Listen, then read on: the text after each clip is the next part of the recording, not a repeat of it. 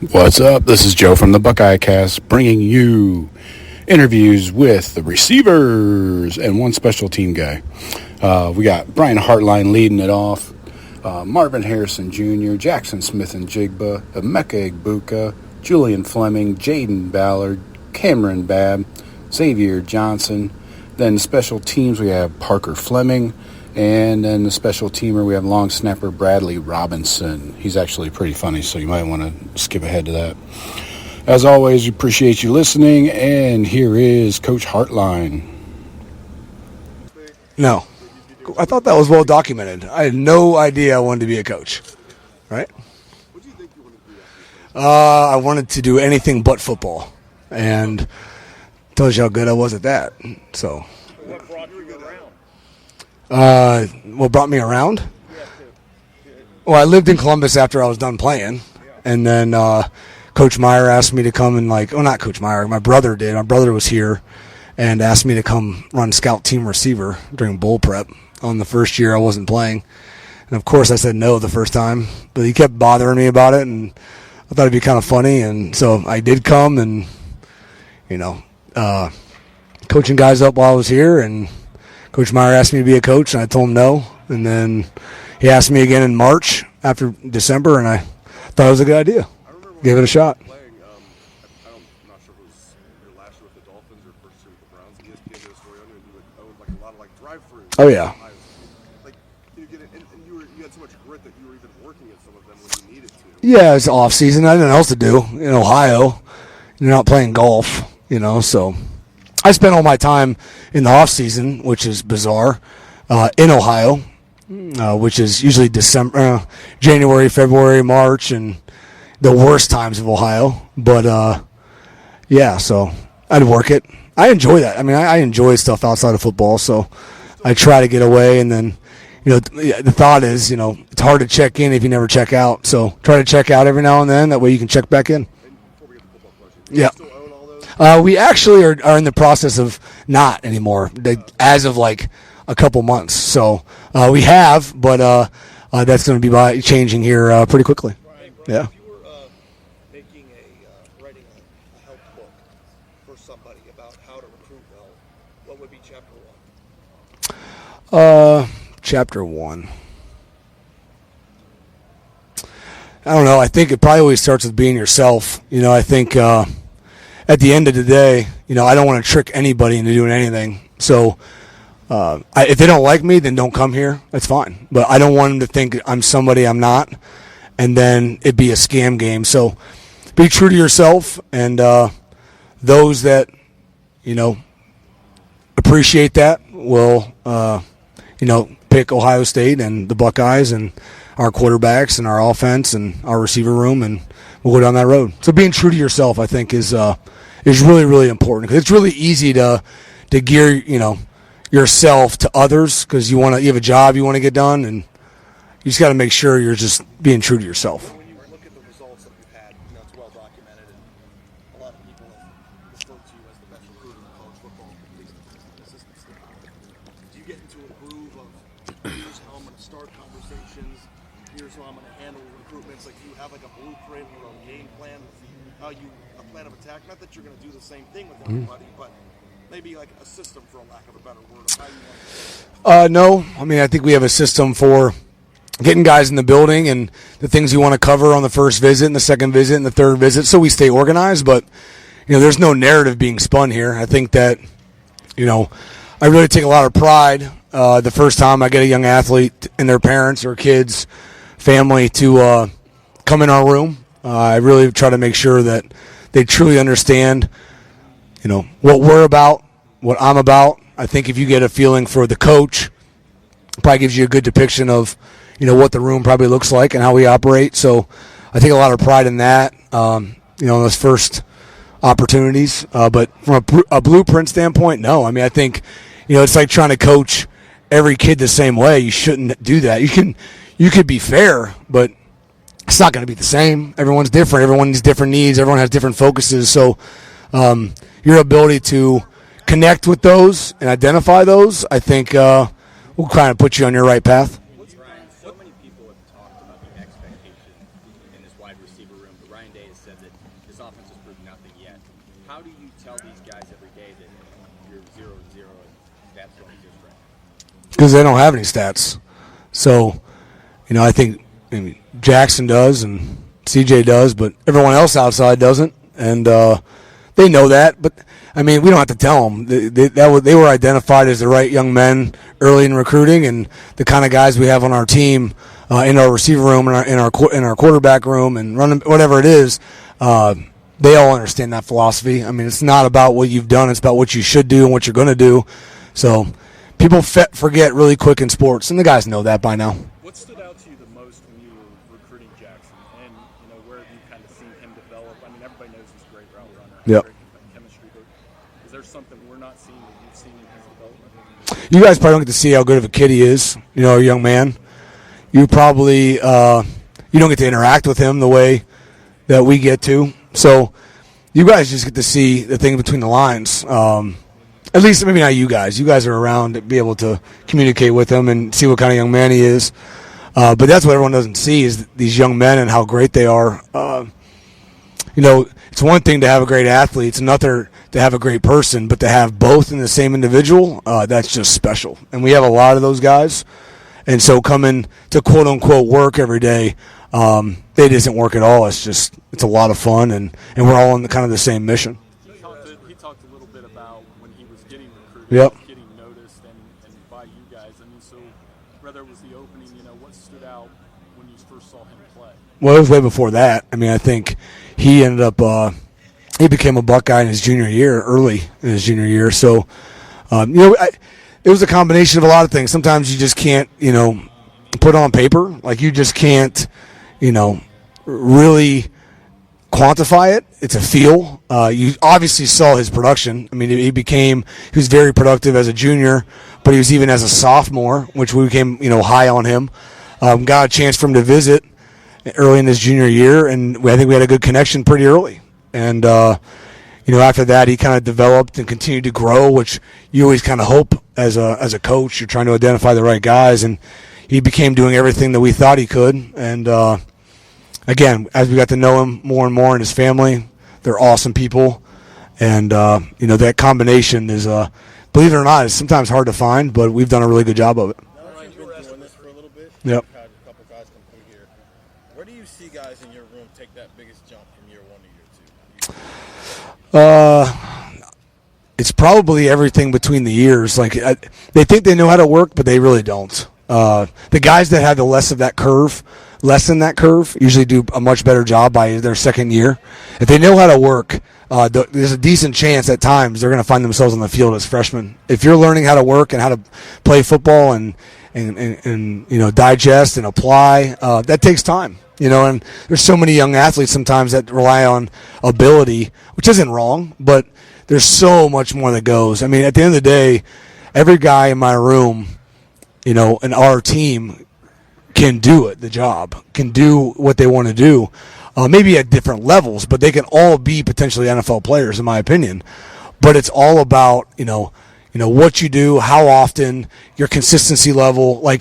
Guys that just don't make mistakes are really good players. It has nothing to do with, high pointing a ball, at 10 feet in the air. It has nothing to do with it. You rarely see that. There's so much more to football than just the freakish, plays. Those are anomaly. Those are the 1% of 100. So you don't survive or die on those.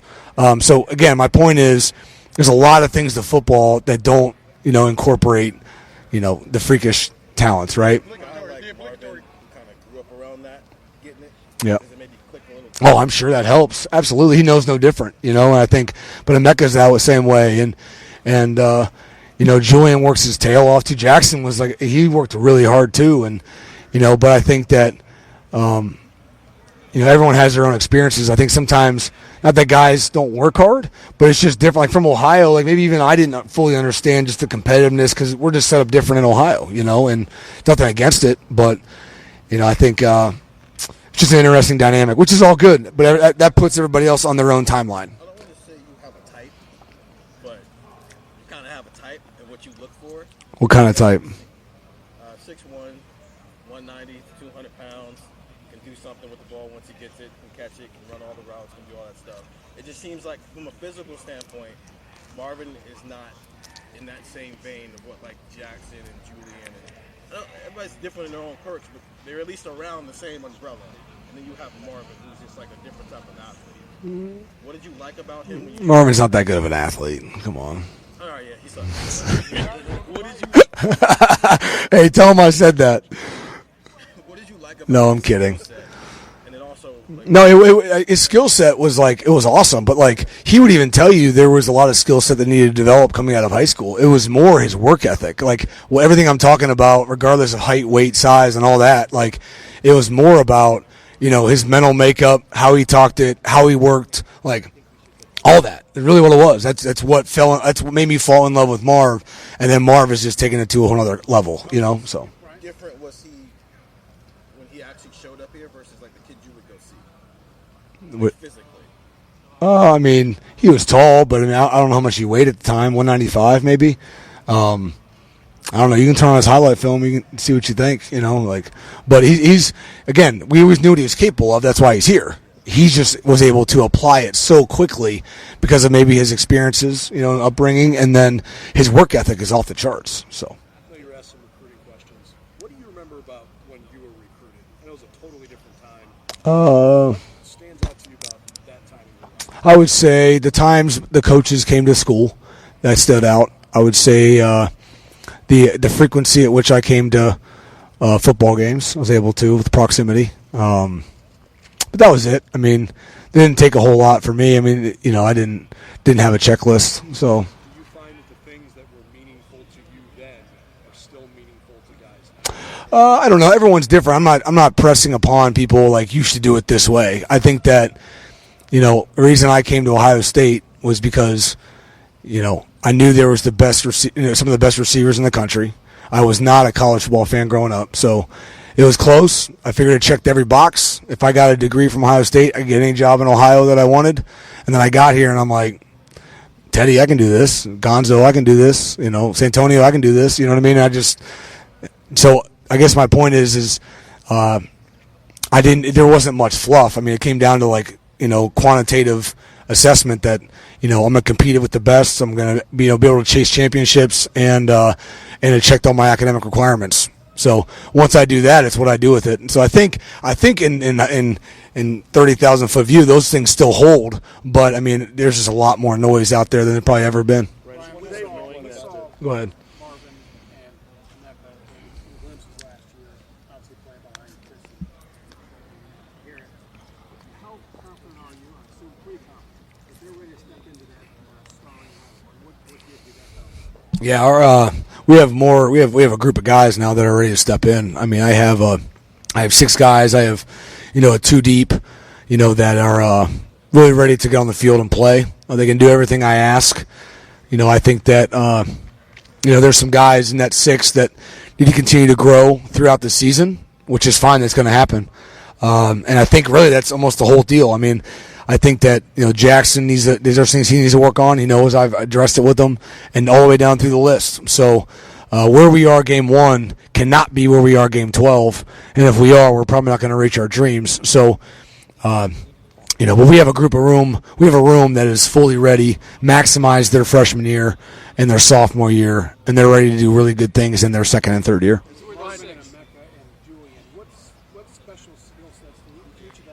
Yeah, I think we hit on the kind of their size, right? And the way they play. I mean, they move now, and they are fast, and they're big, and they're 205 pounds, and they've got great hands. The route running is pretty darn elite. So there's a lot of things these guys can do. And are they 4-3 guys? I don't know that. I mean, but that's what Chris's world was in, and Garrett and those guys. So it may be a little different, but these guys bring a lot to the table from their size standpoint. Blocking on the perimeter and really running routes at the same time. So to me, it's probably a pretty difficult matchup with their size and speed combination. Xavier just said that you don't train. You train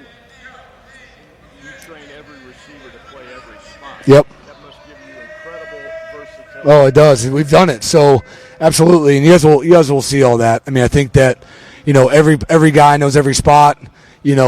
regardless of the three that are in the game, the guy that's beside me can go to any spot for a sub. So, we talked about having more guys playing this year than we did last year. That's for sure going to be the case. So, and a lot of that's been because of design and being able to train guys and not pigeonhole guys in certain spots and allow these guys to play all three. And the defense has. Yeah, I mean, they'll be lining everywhere. Brian, who are those 6? Jaxon, Julian, Marvin, Emeka, Xavier Johnson, and Jayden Ballard. Just with Cam having a little hiccup, that's the only reason why he wouldn't be a name I'd name, but he'd be in that same group, absolutely. So it would turn into 7. Brian, I think our perception might be that Emeka and Julian could be looking to play at the same spot. How do you said you have 6 guys who are ready to play, but especially those 2 guys. What's the process of deciding? We just said all of them are playing every spot.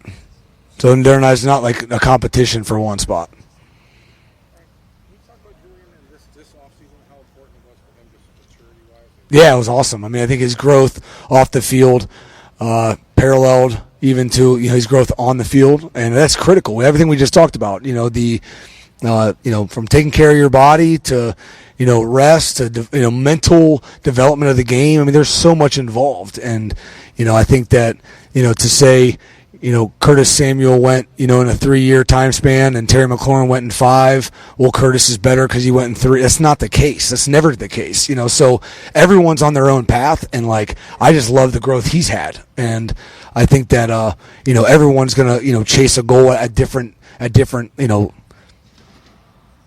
paths, but at the end of the day, the end goal is the most important thing, right? So it's been awesome, and I really enjoyed it, and I can't wait to continue to see the most of it, the growth of it. They're coming along. I think they got a way to go. They got to keep putting on more weight. They got to keep learning the offense. We're making too many mistakes mentally.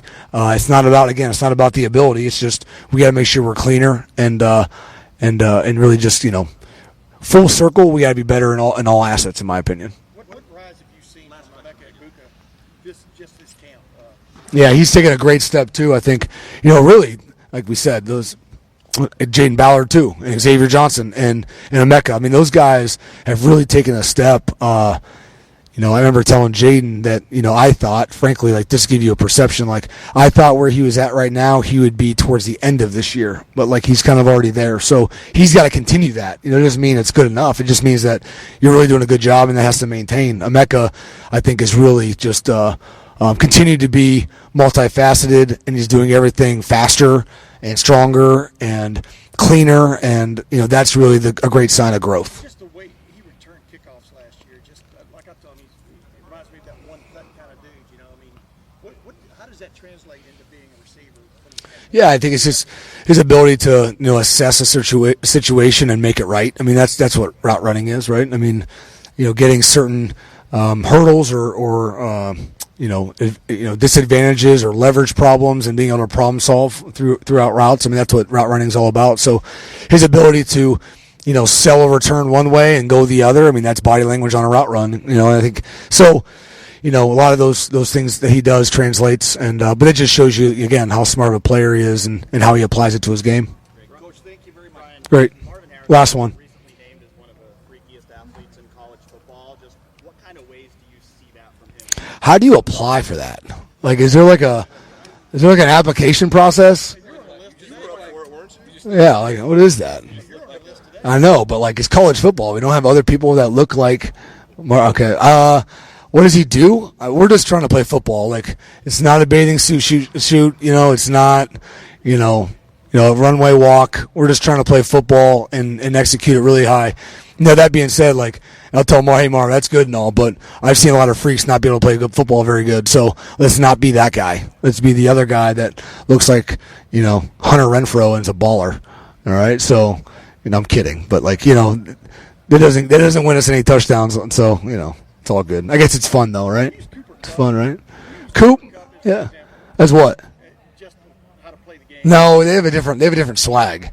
Coop, the way he runs around and operates, and the Ubers he requests, they're probably not the one that Hunter requested. So, No, I'm kidding. It's all good. It's all good. Yeah, thanks. Yep. Coach, thank you. Don't quite know. We kind of never really do a 1-rep max out, but I've done 315, I'm going to say a couple times, more than a couple times. So we kind of calculated to, a certain number. But we put a lot of work in this summer, just trying to get stronger. So that was one of my goals. What was your reaction when seeing that list being so high? It was an honor. A lot of work went into that. Especially someone like me, they say a lot of things is genetics.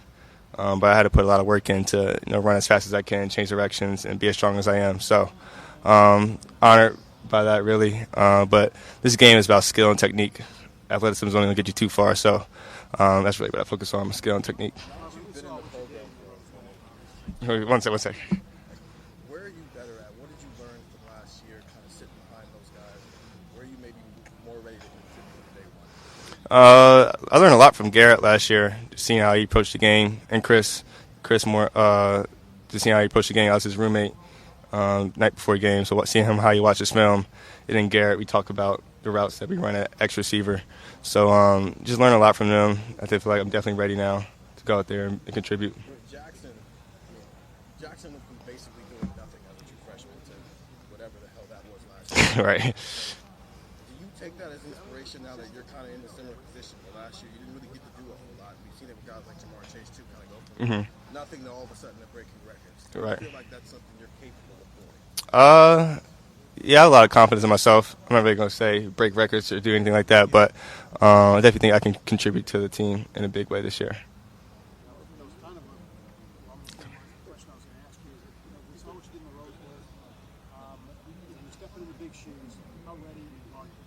I have a lot of confidence in myself. Let's leave it at that. Marvin, you mentioned genetics. He right here. He got it.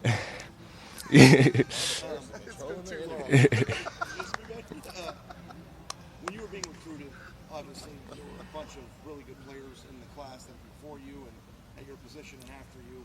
What was it about the way that Hartline recruited you that got you? What does he do that makes him so successful at doing it over? I think he just knows the game, and I think the kind of player I am, I really like to focus on techniques and skill sets and things like that. So just talking to him about routes and just he can tell me I can do this, and that. It really just stuck with me. He was coaching me, watching some of my high school reps, when I was in camps and during some of the games. So just always getting his feedback was very important for me, and it helped me make my decision. For Who else was in the class before you, with you, or after you? Just personality, I guess he's looking for. I mean, yeah, I think you come here to want to be the best, and in that case, you're going to be surrounded by some of the best receivers in the country too. So I think it all kind of works out. You get to learn from other people, but it wasn't really. There's too many people here. I mean, go somewhere else. I would never crossed my mind. Marvin, at the beginning of the offseason, it was the video that went viral on Twitter. Then it was the freaks list. Yeah. Are you kind of tired of the offseason stuff? Ready. I got to make something happen in the season now. That's what I'm talking about during the season. So that's what I'm focused on. What for you, the offseason, has it been kind of almost like a whirlwind for you, having all the attention on you as somebody who you have three career touchdowns. Right. All this attention on you. Like, have you kind of paid attention to that, or you try to put that to the side? How do you handle everything? I mean, the attention's kind of always been there my whole life, really, just who I am. So I kind of get used to it, but it's definitely time to play football now and leave all the videos and stuff to rest. Marvin, you mentioned genetics earlier. How much is your dad in your ear as far as giving you advice, things of that nature, helping you become who you are? Yeah, I mean, he's definitely still there. He talked to me a lot about just different routes, techniques to use. But he trusts Coach Hart. He trusts Coach Hart a lot. Coach Hart knows what he's talking about. So Coach Hart has earned my dad's trust to kind of, coach me a little bit. So he kind of took a step back from high school. But he has confidence in me that, he knows I'm going to put in the work when no one's watching. So it's past the point of all right, Dad, yeah, it's cool. No, I mean, I still definitely accept his coaching for sure. I mean, definitely can never, shy away from that. But he kind of let me roam a little bit now, a little different. Did you hear the breaking news? You're now listed at 6'4" on the roster. I told you. Make sure Jerry got you to 6'4". Have you heard that you're now not 6'3", 6'4" as you should be on the Right. Yes, I am 6'4" now. Well, I've kind of always been 6'4". It's just the way they calculate it. But yeah, I'm 6'4" for sure. So finally, Jerry got in on that, right? Yeah, appreciate that's my guy right there. You look at the room, like, you're just like a different physical body type than everybody else in the room. Like, how is that an advantage for you as a wide receiver going up against cornerbacks, especially maybe in the red zone? I don't really look at it as too much an advantage. I mean, I try to play to my strengths. Obviously I do have size that, probably most receivers in the country don't have. But definitely I just try to focus on my skills and techniques, really. I mean, he's a playmaker. That's one thing I would say for sure. I'll just get the ball in his hands. He's going to make something happen. You see, he's that kick return for a reason. He's that kind of player. I don't think there's nothing on the field that he can't do. So, I mean, he's going to be special for sure.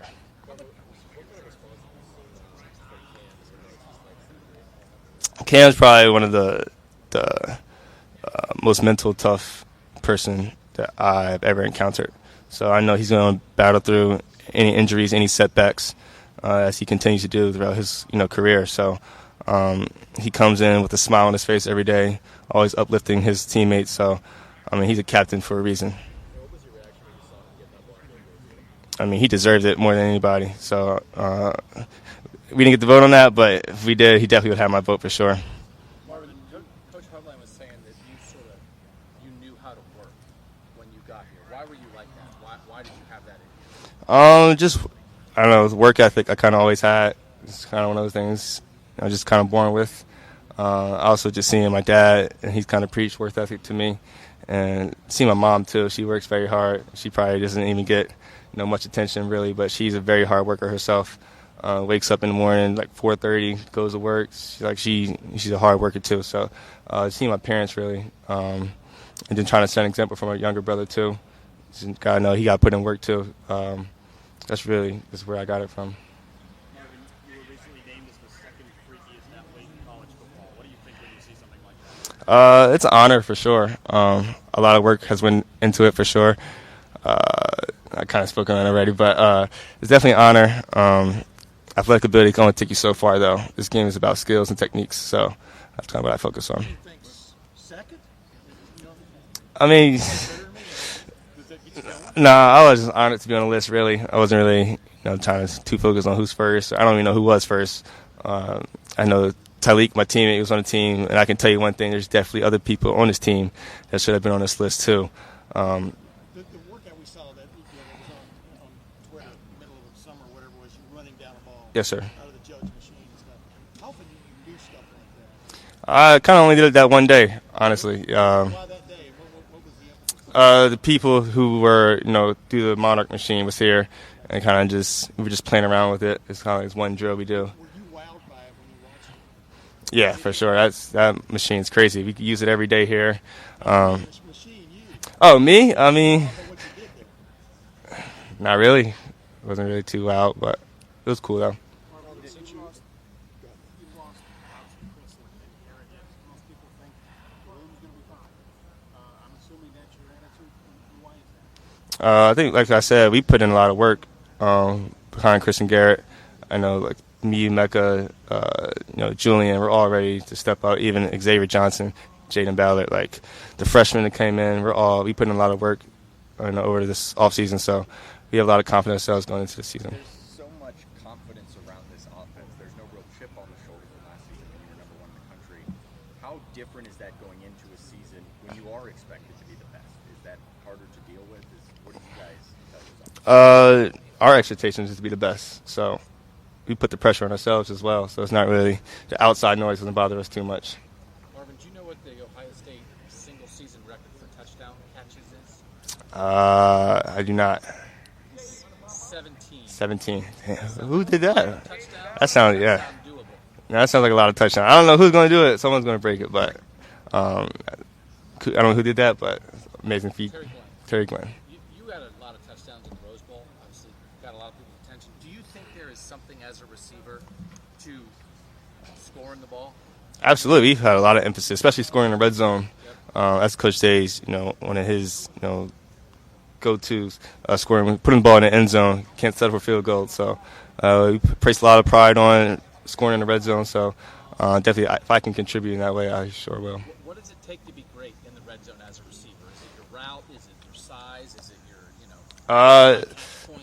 Yeah, definitely think it's the ball skills. In the red zone, things get tight.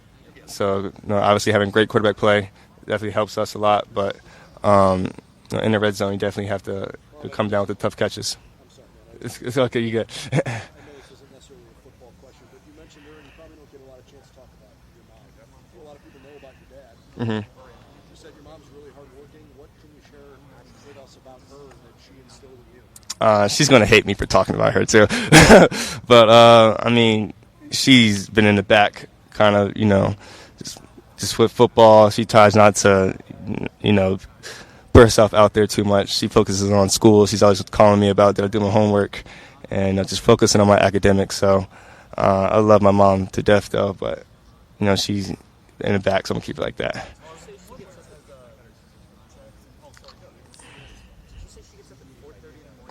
Yeah, she gets up. She don't care. She want to have her own. That's just the kind of person she is. She works at a gym. She trains a lot of women's gym, and then she's a doctor too.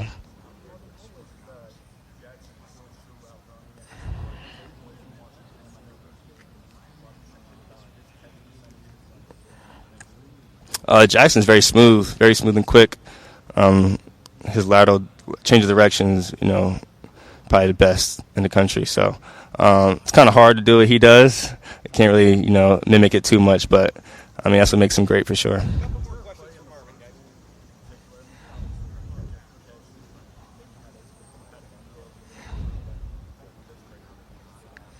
I mean, definitely the last touchdown. I mean, I don't know too many people that's making that catch. I was blessed to be kind of right in front of it. I ran the hitch while he ran the slot fade, so I kind of got a good angle of it, and that's just an amazing catch right there for sure. Besides you and Jackson, who's ready to bust out from this receiving corps from your vantage point? Everyone. And why? Give me a couple names of why you think they're ready to do something big. Just look at the whole receiver roster. Okay. They're all ready. And why? Why are you saying that? Because we put in a lot of work in the offseason. Running routes, getting thrown with the quarterbacks, catching jugs.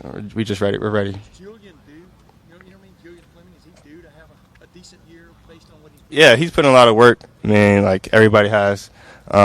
He's a special player. Probably one of the other athletic guys that should have been on the list for sure. He's ready. He's going to show out, though. And how does Emeka impress you? How does Emeka impress you? Like I said, he's a playmaker. He's going to make every play on the field possible. From blocking, running the football, catching the football, run after catch, he's going to make it happen. Coach Day was telling us the story the other day against Julian in one of the recent scrimmages, hurt his shoulder and came back in and had 2 touchdowns. Just wondering if you remembered that or were impressed by it happened early on in practice during the red zone period, and then we had the scrimmage afterwards, and he kind of fought through it, which he always does, and he had a big scrimmage for sure. That's just the kind of player he is, though.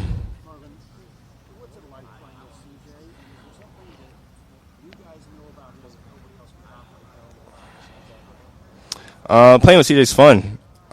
He's going to give you a chance every time. A lot of quarterbacks, they might tuck in and run, but he's going to throw it up to his receivers. And he has trust in us. That's probably the best thing that I could say about CJ is he trusts us to make plays, and we definitely trust him. He's a leader on and off the field. Like, I think a lot of you guys don't know he's teaching people how to cook and things like that. So CJ's a great person to on and off the field to be around.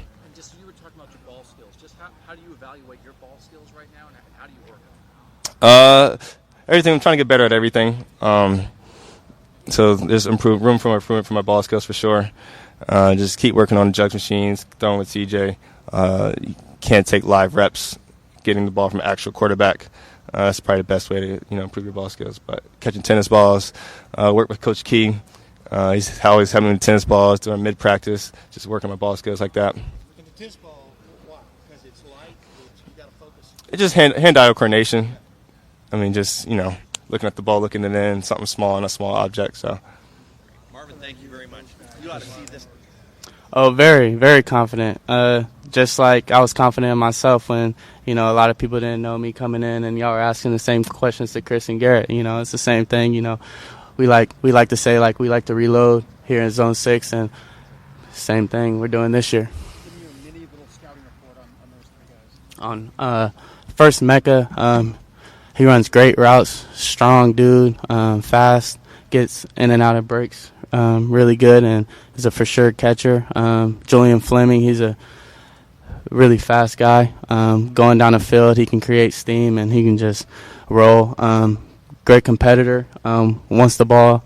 When the ball's in the air, you know, he wants it, and you definitely see. Who's the third guy you said? Marvin. Marvin, he's got it all. Routes, speed, in and out of breaks, great hands, great routes. I mean, yeah. What do you have to say about Kamryn Babb's play style when he is healthy? Cam is a playmaker. Every time they throw him the ball, you know, I have confidence he's going to make the play. I feel like the whole team has confidence he's going to make the play, and he's proven that against, you know, our good DBs, you know, our ones. And, you know, when he's back out there, I'm sure it's going to be the same. Cam's latest injury, how are you seeing Cam respond to that mentally and physically? Cam's always been a strong dude, especially around us. I know it's a hard time for him, but, you know, he knows that we're here for him, and we're ready for him to get back, excited for him to get back. And, you know, I know he's going to work hard and do whatever he has to do to get back. And, you know, it's in God's hands, and we're all praying for him and hoping he gets back. Jaxon, this time last year you were sitting as the number 3 on your own team. Now some consider you the number 1 in the country. How have you handled that change and all the expectations that come with it? Just you know, focus on our team goals. Honestly, not really. You know, I want to win. I want to go 15-0, and that's where really my mindset is. And I feel like if we get to the Natty, when we get to the Natty, you know, all the individual goals, you know, will hopefully follow after that. But you know, our 3 goals, you know, being team up north, win the Big Ten, and winning the Natty. So, you know, whatever happens after that happens. I'm just gonna play my tail off for 15 games. I'm going to follow that up with a very specific individual question. There's only been one receiver ever get 2,000 yards in like FBS football. Are you aware of that, and is that something you're thinking about at all? Oh no, I wasn't aware of that. I mean, I'd be lying if I said I wasn't thinking about it. You know, I think about everything, honestly, but I don't try to let it control me. You know, I try to control what I can control, and that's me showing up Saturdays and pouring my heart out. One last question about Cam. You mentioned his leadership. What kind of things has he instilled in you as a player and as a leader? I mean, you know, honestly, for Cam, he just brought me closer to faith. Just having a guy, you know, I can come and talk to about anything, you know, struggles, and, you know, I look at him like a big brother. So really, we talk about everything. Whenever I need him, I know he's there, and if he needs me, I hope he knows that I'm there also. So he's just a great man that I look up to, and, you know, yeah, really. Jaxon, where do you think you grew the most between your first year here and the last year that kind of Improve. made what you were able to do? Improve. Click that kind of made what happened last year. I give a lot of credit to Coach Mick and the training staff, just preparing me to take on, you know, a heavy load, to take on, you know, a lot of stuff, and preparing me physically. And then Coach Hartline, just sitting with him, and Coach Keenan Bailey, and just reading, you know, defenses. I feel like throughout last year I could read defenses really well, and our defense has a lot of things to where, you know, it's helped us, you know, even get better. And I feel like just experience, just me going through all those games last year, I feel like just experience is the best thing for me. The guys who are now second-year guys now, especially Marvin, where do you see him kind of grow the most, and what makes him unique in that way? I mean, well, first his size and speed. He's a big guy, and you know, he's a smart player. You know, he knows his football, and you know, he comes in every day like a pro, and and on the field he goes 100, and if you do that every day and stack those days up, you can't do anything but get better, and that's what Marv's done. Last year,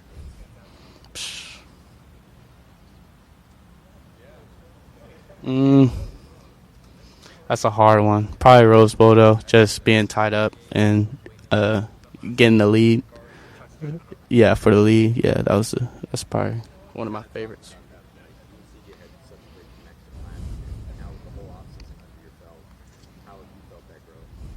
I felt, it's grown tremendously just over the off season, us being together and just putting in hours of work. He's a really good friend of mine off the field, one of my best friends. So, just that communication level of, what he wants, what I want, what he sees, what I see, and us just to be able to sit down and talk. And I feel like just the communication is a big part of it. And just growing. I mean, we're two young dudes just, trying to make it, have similar goals, and we just push each other to be there. And, like I said, experience is the best thing for us. And I feel like we're more mature and ready to get after it this year. A couple more questions for Jaxon. Jaxon, do you feel any pressure from what you guys did last year? Try to replicate it this year? Of course, there's always pressure. But pressure, Coach Hartline says pressure is a, what does he say? He says pressure is a, great opportunity to have. It's a blessing. Better than no pressure at all. I mean, this is what I dream for. And it's what we dream for, to go win a natty. We haven't done that since 2014, and at Ohio State, that's the goal. So anything below that, is not acceptable. So, yeah, there's pressure, but, we love it. Jaxon, what did Brian Hartline do during your recruitment? What stood out to you about the way he recruited you, and how do you think that he's having all the success getting all you guys here? Yeah, I just think he's just kept it real with us. He told us what he expects. He pushes us every day, and just to have a room where in Zone 6, like, if you want to be the best, you have to bring it every day. Like, there's some guys that can do it here and there, but if you want to be the best, you have to bring it every day, or, you won't be the best in the room. And, that's what I really loved about it. And I knew it was going to get me better just being around guys, like Chris, Garrett, Marv, Emeka, just those guys. And, I just love competition. I love competing and trying to be the best. So and he pushes us that way. He wants us to maximize, everything every time we get out there. And, yeah, that's pretty much it. You and CJ's relationship, like off the field, could you guys still have the connection you guys have as a quarterback and wide receiver if you guys just never talked off the field? Yeah, you don't have to be best friends, but I feel like it does help. Just, he can talk to me how he wants to talk to me. I can talk to him how, the communication skills, I feel like it just makes it way easier. And, I know what makes him mad and, what makes him happy. So, just having that relationship, it's just great. Who curses out the other more often? He probably curses me out more, probably.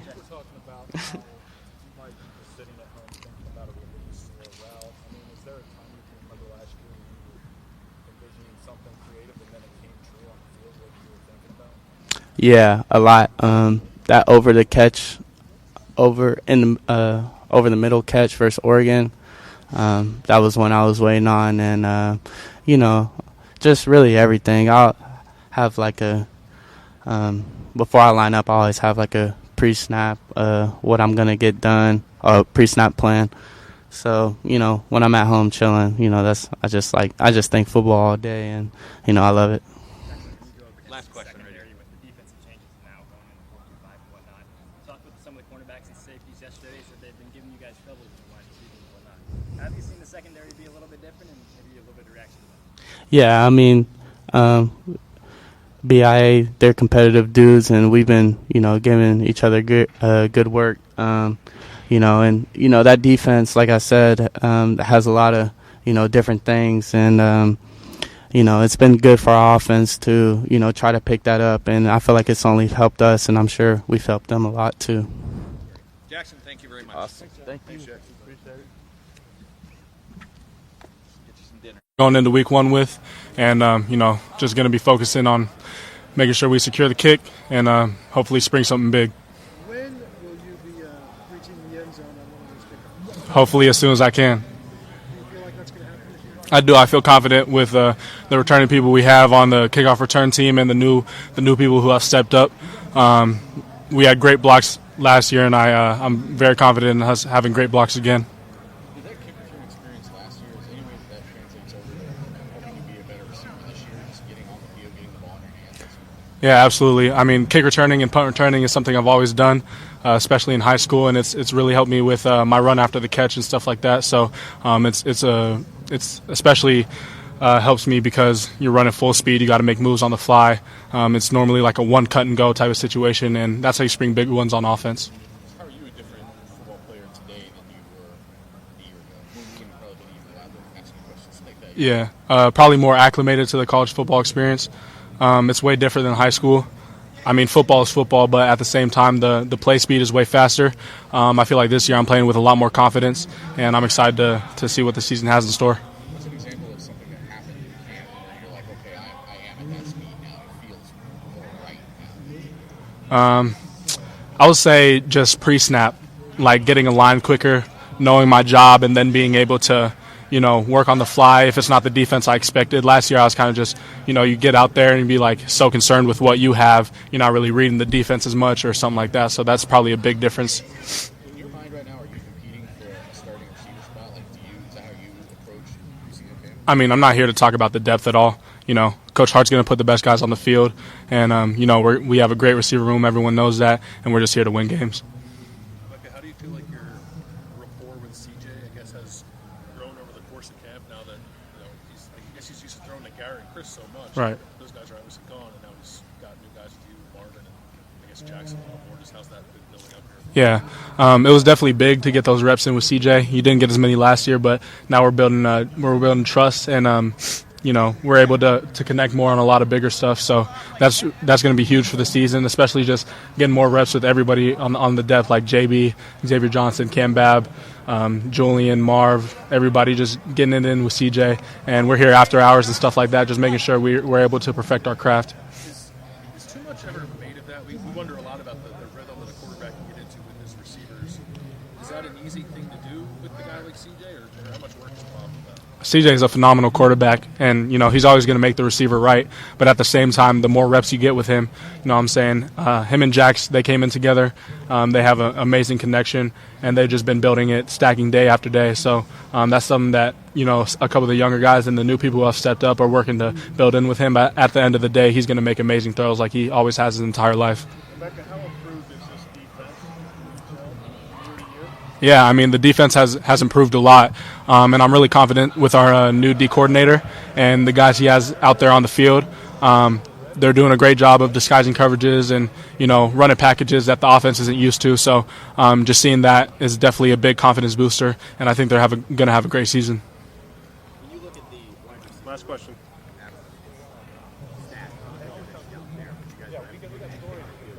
what's your mindset going into the season? Just to be the best room in America, and that's really always been our standard, even before I was here. So, with Chris and Garrett last year, Jax, Julian, Marv, me, JB, X, Kamryn Babb, we got a bunch of the same guys returning, and we're going to hold ourselves to that high standard.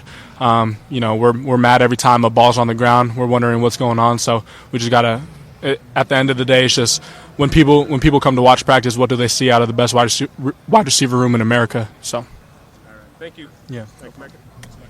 And we'll bring in Julian Fleming right here. Can I ask Emeka one question? Yeah, it's been a lot different for me.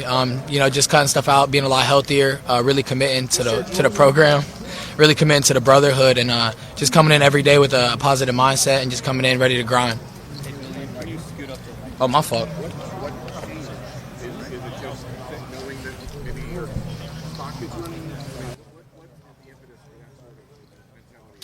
I wouldn't say anything of that nature. It's just I felt like it was time to really grow up and start taking things a lot more seriously, and it it was definitely a process. It took a little bit of time, but now I feel like I'm really locked in and I'm really committed to Ohio State football.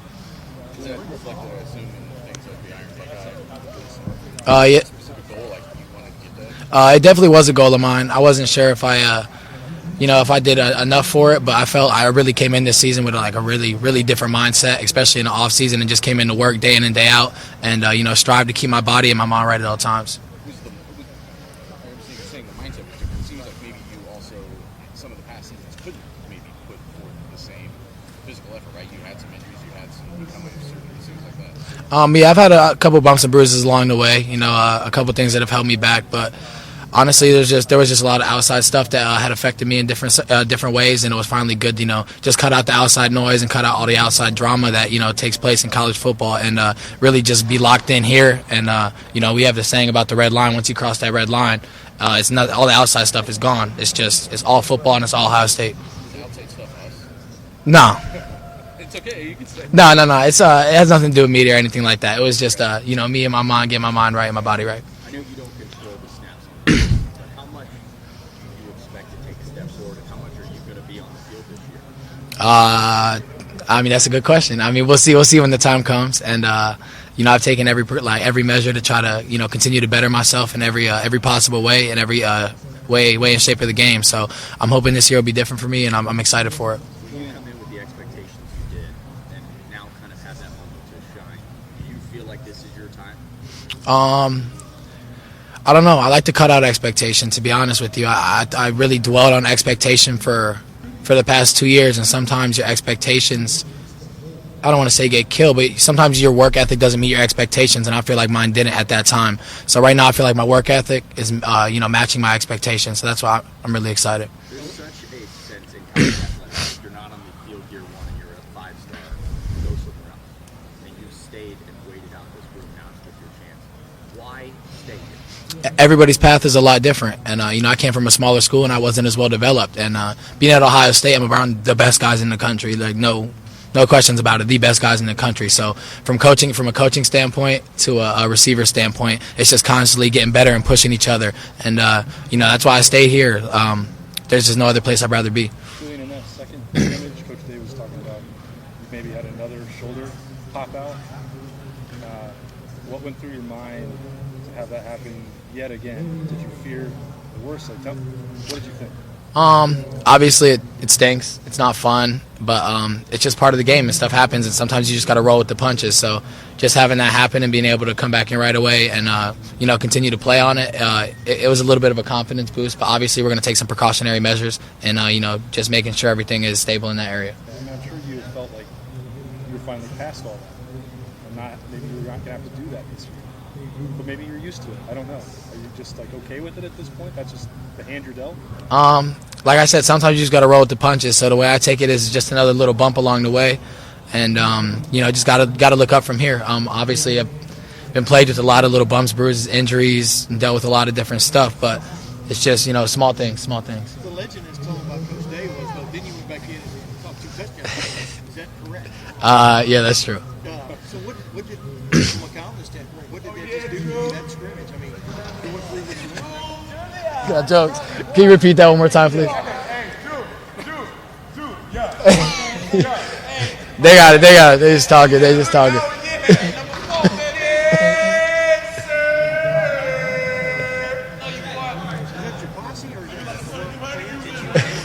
No. That was not scripted. That definitely was not scripted. But like I said, locked into the brotherhood a lot. But a lot of. What did it do for you? Most definitely. To do that, pull that off. It definitely boosted my confidence a lot, and obviously it was it's a painful thing, but sometimes pain is just in your mind, and sometimes you got to constantly work through just little bumps and tweaks, and being painful stuff and being injured is very different. So the way I took it, it was just another little punch along the way, and I just had to do everything I could to help my team.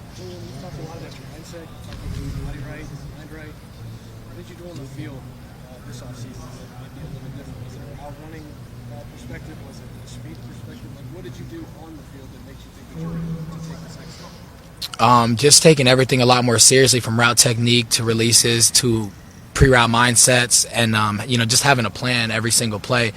We actually just watched a video today on Devontae Adams on the best in the NFL and his pre-snap mindset and all the stuff that he has planned. So I feel like I'm constantly building on that, and I'm starting to anticipate instead of react in game situations. When did this all start to happen? You changing your mindset, getting more serious? I would say right after the season.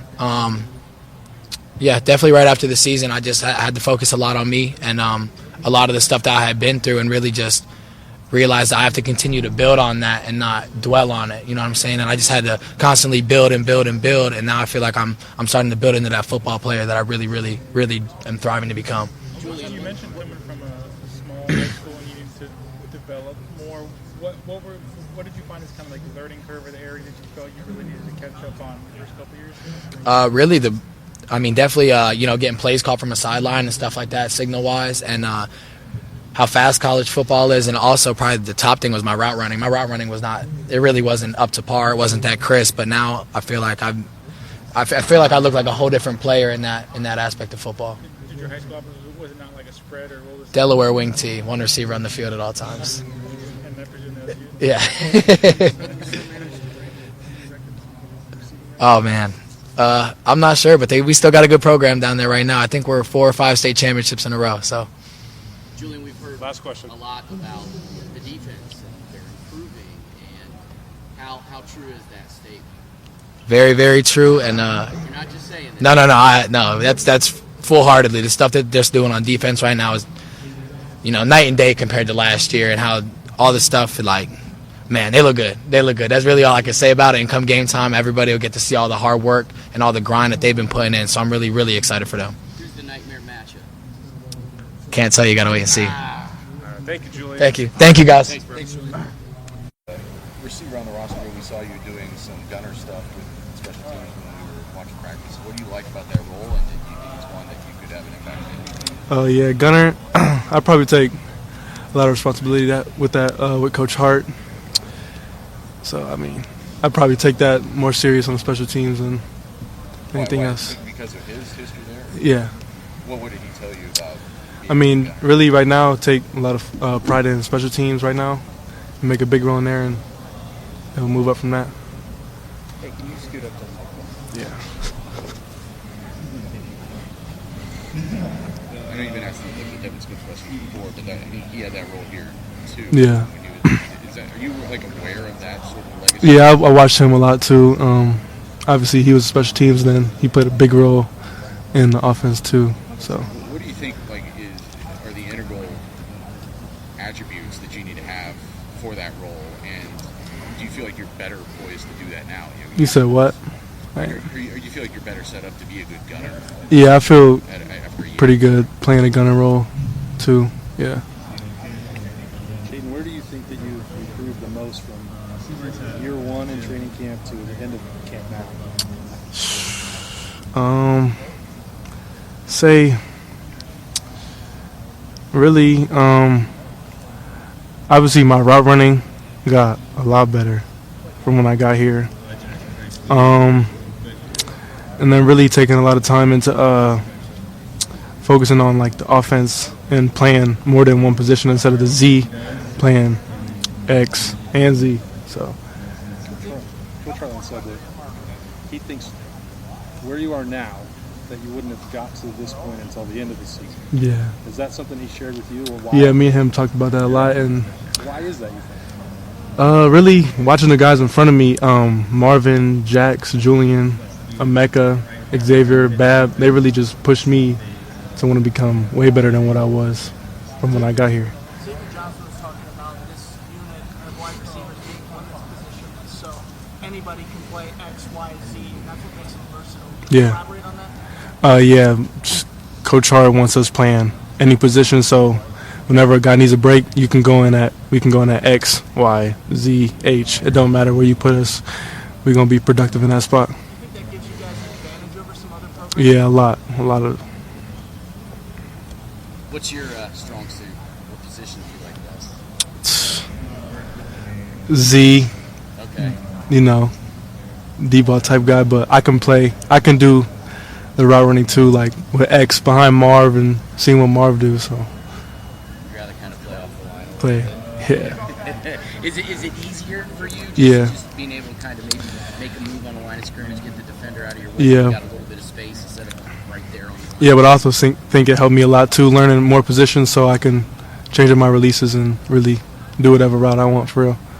Does that make it a little bit more difficult having to know the roles of X, Y, and Z versus just one or the other of them? No, I think I've done a pretty good job of learning X and Z. I knew Z last year, but now I know X too, so I think it's made me flow a little bit easier, not so hard.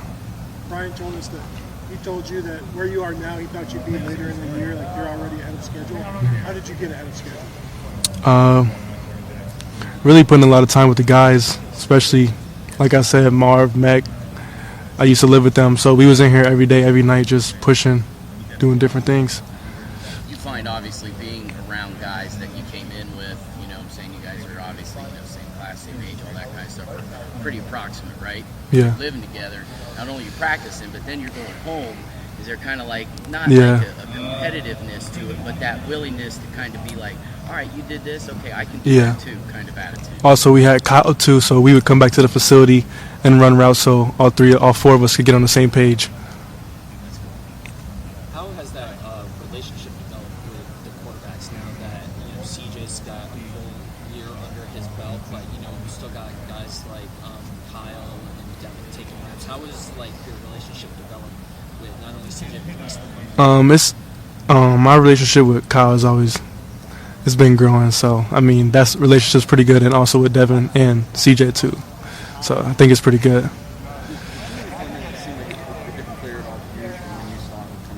Yeah, I think he's stronger, faster, route running, obviously, and really everything all around for real. I think it's good. We saw him get the Iron Buckeye, or whatever you want to say it.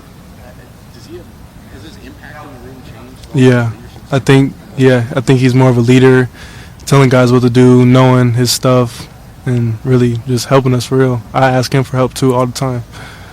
You also obviously saw from those workouts you're talking about, seeing Emeka develop over the past year.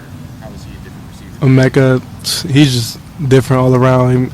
I watch him too, just try to mimic my game off him too, with Marv, really all the guys. So that's what's made me also become a better receiver. You say Emeka's different all around. What does that mean to you? Explain that. He knows X, Y, Z. He knows really anything. So that's what's gonna push everyone in the room to want to do the same thing he's doing. Jayden, do you know Devin Smith-Njigba? Yeah.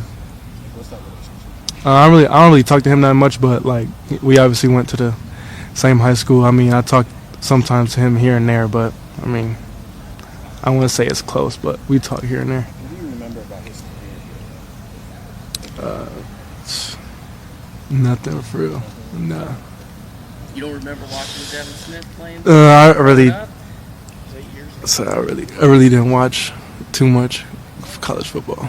For real. You watch college football? Nah. Jay, do you like the fact that I was more of a hooper. Yeah. Do you like the fact that people kind of overlook you?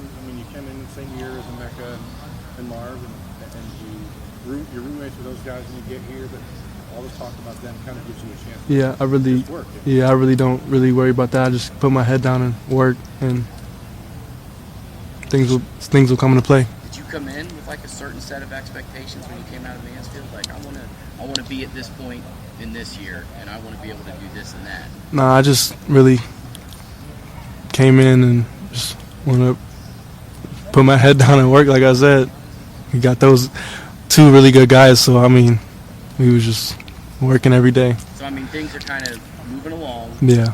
To how, and you're happy with where you're at right now in the receiver room, just here at Ohio State in general, the whole nine. Yeah, keep my head down and keep pushing. What about your skill set as a basketball? Because you're actually a player.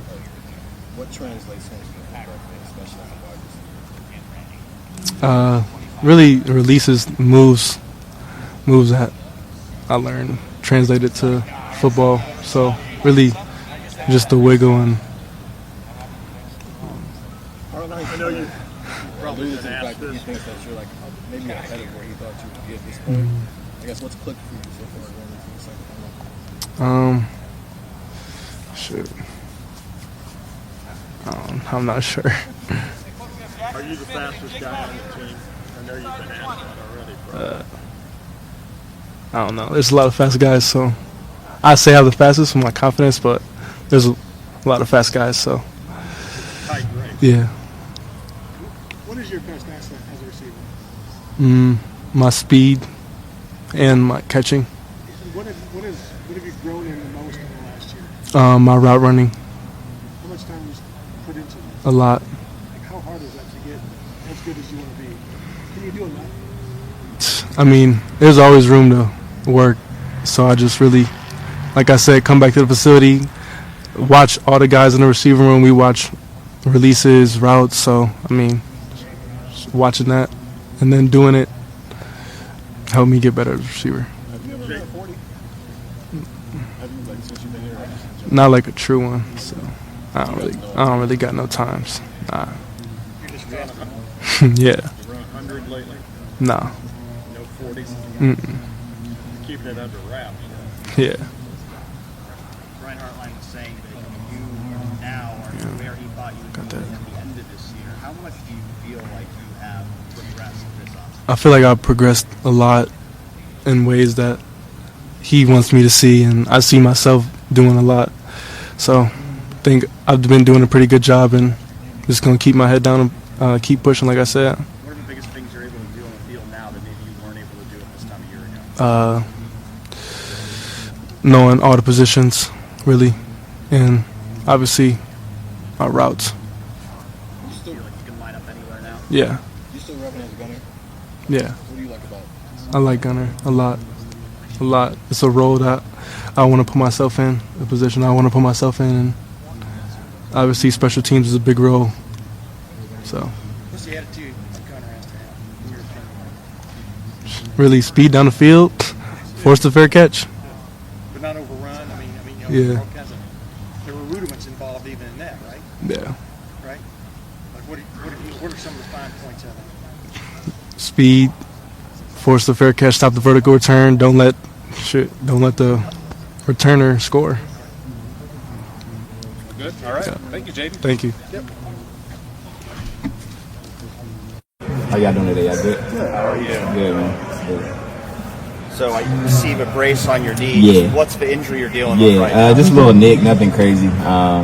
Just been through a lot, so just kind of nicked it up a little bit a few days ago. So just taking precautions and just kind of trying to take it slow day by day, make sure I'm full go when I'm able to get out there. So How frustrating is it with all the setbacks you've had to have another one now? definitely, I would be lying to you if I said it wasn't frustrating, but I know it's a part of the process. It's the game of football. It's 100%. You're guaranteed to get injured, but like I've kind of said in the past, just trusting in Jesus, my God, and kind of just going day by day. That's all I can really do. So just kind of trusting the process. Do you have to kind of remind yourself that you've waited 4 years? Mm-hmm. What's 2 weeks? Like, you know what I mean? Like if you're out for another 2 weeks, Yeah, man. I think just that mindset, exactly what you just said, is kind of the approach that helps me out through it all.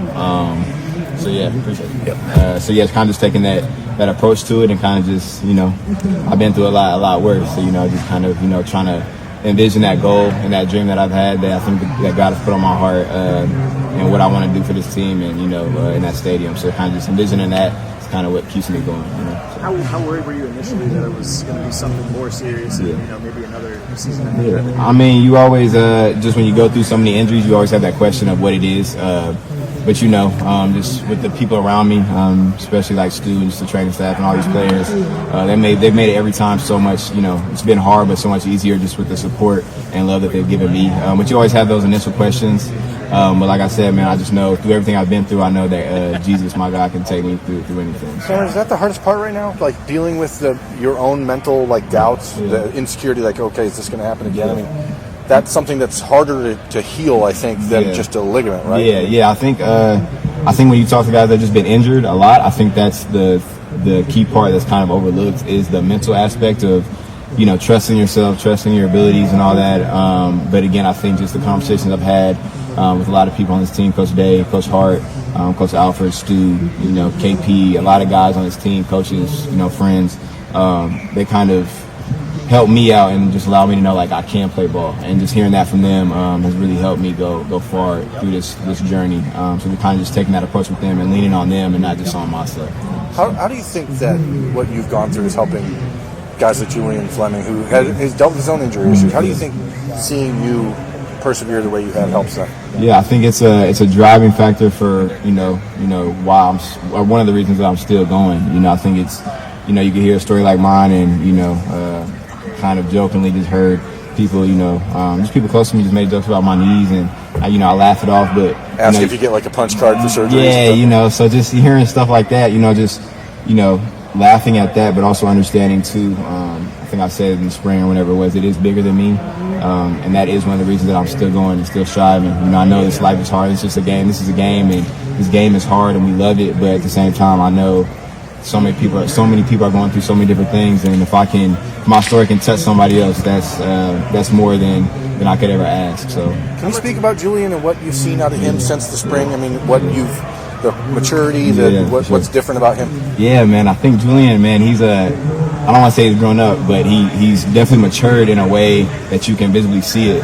He's kind of stepped into that leadership role, and whether people on the outside see him as a leader, kind of put him in that category, I would definitely put him in that category. Just going through summer workouts and everything that we've been through, he's somebody that we need this year, and somebody that's going to make a lot of huge plays for us, and just the vocal leader that he's become, I think it's going to be huge for us. So, that's my dog, my brother, so I'm just happy to see him healthy now and doing what he's doing and loves to do. So, but he's doing great, man. He's helped us tremendously. How much honor do you feel wearing the Blanco this year? Yeah, definitely a great honor, man, just to kind of be, only the third person to kind of get that honor you mentioned so far. So just with the guys that I know, like Coop and Thayer, just to be honored with them, it's a blessing, and it's just an honor to to offer these guys. They're the reason that I'm still here, still standing in my guys. So I'm just I want to do everything that I can to kind of represent that number well. So knowing what we know about you, it seems fitting. Can we expect a screening in your room of facing the Giants maybe before another day comes out? Yeah, I mean, I would love something like that, man. I think just the process. I think we're hyped up for this game. I'm hyped up for this season, and just seeing what this team has overcome and everything. I think just taking it day by day, we're just enjoying the grind of it all and letting the hype build up to that moment, man. So. Tim, how are you playing before the injury? We heard from other guys that you were looking good out there, but from your perspective, how do you feel like things are going? I feel like I was looking really, really well, very strong. I was very confident in my skills, making a lot of plays. Made a few plays that I think, really kind of, in my mind, kind of put it, okay, I can really play, So just making those plays and just looking back on them now, I'm kind of really confident that, I belong here and I'm here for a reason, So just with Coach Hart and everything that this room has just done for me, I'm just trying to kind of elevate that every day, even when I'm, not out there just seeing what I can do mentally. And hopefully, man, whenever that day is, get to show everybody what I've been putting in the dark and bring it to light. So. How confident are you that you will still be able to show what you can do this year? Yeah, I'm very confident. I'm gonna be confident until the day, whatever day that is where I say I'm done. I'm gonna be confident until that day comes. So I'm gonna go until I can't go no more. And with the help of all these guys, and again, I gotta lean on my God and Jesus, but I'm gonna go until I can't anymore. So last question, Cam, just to clarify, how did you get nicked up again? And do you have like a goal you're working towards as far as the timeline? I mean, it wasn't anything crazy. It's really not. It was just a little. I don't even know how to say. Just with all the cutting and stuff we do, just a little knick-knack. Really nothing serious. So really, timeline is just based off how I feel. There's nothing really like. No surgeries needed, anything like that. So now just kind of going based off my body and then talking to the trainers and stuff and seeing what they think. And really, I want to be out there, but I don't want to be out there if I know I can't help the team to the best way of my abilities. And so I'm just trying to look at my situation and trying to determine, can I really help this team win? So. Do you think you have any chance of playing the first game? We'll see, man. I would definitely love to, but we'll definitely see how I'm feeling going into it, man. So. Thank you, Cam. Appreciate it. Thanks. Player, bro. Doing well myself. How is your preseason going? How are things going for you now that game week is next week? I think with game week being next week, everything's kind of just sped up. I would say that I've had a good preseason. I think the room's had a good preseason, and we've been able to just learn from each other. We've been able to kind of grow with each other. We've been able to look at it the room as a crucible, and we're scraping off all the impurities, and we're not perfect by no means, but I would say that just day by day our room's getting better, from the top guy to the bottom guy, and it's just something that I think that the talent at the top is what's bringing that the young guys and everybody along. It's kind of the standard. So, like I said, with game week being next week, everybody's just more intense. Everything's ramped up. The bullets are live next week, so we know that we have to operate with that intensity. You talked about learning from each other. We just got done talking with Kamryn Babb. I know now they're injuries are in maybe, but he's also the block O guy for you guys. How has he led your team this preseason, even dealing with his own things, just from your point of view? So that's like my brother. Blood could make us closer. We came in together. Actually, we had injuries together. So I thank God for someone like him, to lead the team, just to be somebody to lean on. Look at I guess he's kind of the pinnacle of strength. He gets knocked down. He keeps focused on the Lord and gets back up again. So I would say that him being the leader, it's just something that you look to. Like I said, everybody on the team, you have to find that one person or find someone who sets that standard. And Kamryn Babb, he's just someone that sets that standard day in and day out. When he's on the field, he's excellent. When he's off the field, he's excellent. In the classroom, all that. So, like I said, he's just someone that really allows this place to be what it is, and that's great. Because you win with people, kind of like what Woody Hayes said. So. You look up to him? Definitely. That's my, like I said, that's my brother. So we live together. We've been through hard times together. There's been times where we're leaning on each other for strength, and I know he knows that he has me and I have him. So I definitely say I look up to him, and I want him to, I want to be someone who he can lean on as well, kind of like I said. So. Sorry if you've already been asked this. Are you working in a slot? Where are you working right now? So I am working in a slot, but just it's a testament to Coach Hart. It's a testament to this room. We don't really have positions, so you can see me in the slot one drive, or you can see me on the outside one drive, and it's the same for others. So Coach Hart has kind of tried to train us multifacetedly.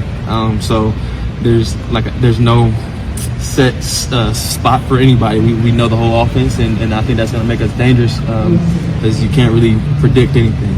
So I asked Tony Alford a couple weeks ago, if he came to you and said, "Next, we need you back at running back," what would your reaction be?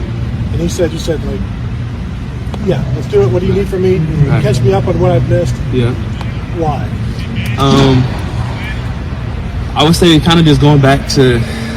Even going back to Cam, like I mentioned earlier, this team, everybody's so close knit. There's a love in this team that I'll say is special.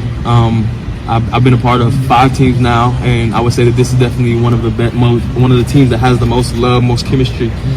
So just for that reason and that reason alone, I would ask the Lord for strength to kind of help me through the situation, and then go in there and get my notebook out, my iPad out, and just kind of figure out exactly what they need me to do. I'm just here to kind of help the team win and glorify the Lord while doing it. Honestly. Last one for me. What have you seen from Caleb Brown that allowed him to get his black stripe and move so early? He's special. He's just special. Whether that's catching the ball, whether that's defeating leverage, whatever that may be. He's just one of those dudes. He comes in and you see it. Like, he's one of the guys that just has it off rip. Cognitively and stuff like that. Of course, there's a lot of moving pieces at this level, so it's not something that you can just pick up overnight. So there's that portion. But as far as playmaking, as far as defeating leverage, all that kind of things, the pure receiver in him is special. So I think that and just him coming in with a hard hat and lunch pail every day, putting the work in every single day, wanting to learn how to get better. he had a setback in the summer, and he was kind of the first freshman to get his stripe off. That's just a testament to the young man he is. So. Going back to what you said earlier about your receiving unit not necessarily having positions because everybody's able to fill in, how much better of a team do you think that makes you versus one that's got set responsibilities and set people who only know limited responsibilities? It makes us different. I was gonna elaborate. So I'm not gonna go into the whole thing. What you've seen on social media and everything. But I think that's kind of a testament to the players that Coach Hart's brought in, Coach Day's brought in. It makes us different from the standpoint of everybody is cognitively able to play multiple positions, which is hard. And we're not playing at very vanilla level. We're playing at a high level, and we're multifaceted to each from run scheme to pass scheme. So just being able to place people different places and just roll like tempo, different things like that. It'll be something that's very beneficial to us. Xavier, have they asked you to take any reps at running back after Evan Pryor's injury? They have not, but I've talked to Coach Alford, and that is something that I'm able to do, and it's something that I'm willing to do for sure. So. And just to clarify, are you still a walk-on or are you on scholarship now? So I am on scholarship. I got put on scholarship against Oregon last year, but it was one of those things where my main focus was going out and keeping the focus on the game. So it wasn't a big parade. It wasn't one of those big things where the team huddles up and there's a big celebration. My main focus was going to get that win. We came up a little short, but just wanted to keep everything on the team. So it didn't change your mentality at all? If anything, it made me hungrier. It kind of put me in a position where I am getting some playing time or opportunity for some playing time this year, and just with that knowledge and that expectation, it just has kind of made me more hungry. So. Coach most of the guys on the team, and so that's one of my favorite parts of the job.